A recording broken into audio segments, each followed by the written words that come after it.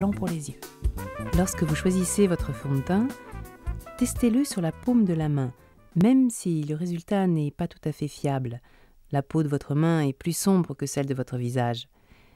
Vous pouvez ainsi éliminer les fonds de teint qui ne vous correspondent pas ou tester des mélanges.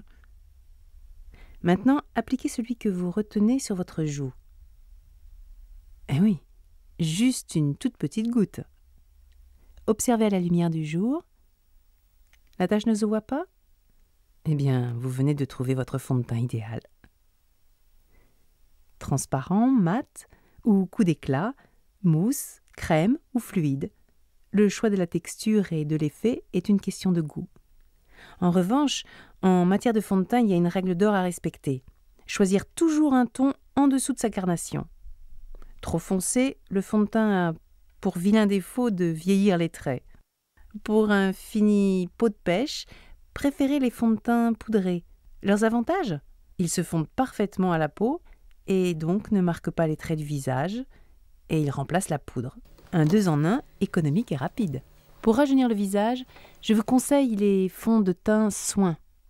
Mélange de maquillage et de crème hydratante ou d'actifs tenseurs. Enfin, pour masquer les défauts, évitez à tout prix les fonds de teint trop foncés qui durcissent le visage, sans parvenir pour autant à cacher les imperfections. Misez sur la transparence et la légèreté des fonds de teint seconde peau et masquez les boutons avec un anti-cerne vert. Un dernier conseil.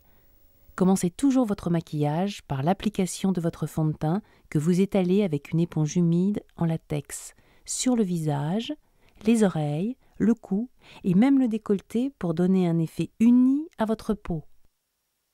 La poudre libre s'applique le matin pour fixer le teint et lui donner un velouté parfait. Ce qui est important, c'est de bien l'appliquer sur l'ensemble du visage pour éliminer les brillances, toujours du centre vers l'extérieur en tapotant avec la houppette. Insistez sur le contour des yeux car le fond de teint pénètre dans les ridules et accentue les défauts. Et n'oubliez pas le cou, les oreilles et le décolleté. Enfin, avec un gros pinceau, éliminez les excès de poudre en prenant le temps de bien le faire.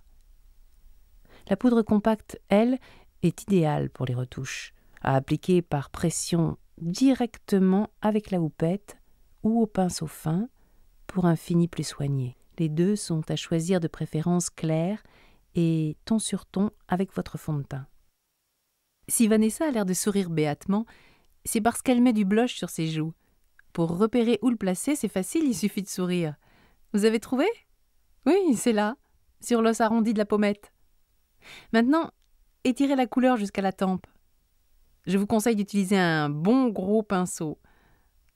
Ensuite, déposez un peu de blush par petites touches à la racine des cheveux, sur les maxillaires, le décolleté et estompez avec vos doigts. Évitez à tout prix de l'appliquer sous la ligne des narines. Sinon, vos traits seront tirés vers le bas et votre visage prendra tout à coup un sérieux coup de vieux. Oh, j'allais oublier, pour choisir votre blush, reportez-vous à la couleur de votre rouge à lèvres. S'il est clair, contentez-vous d'une couleur douce. Mais s'il est vif, optez pour une teinte plus soutenue.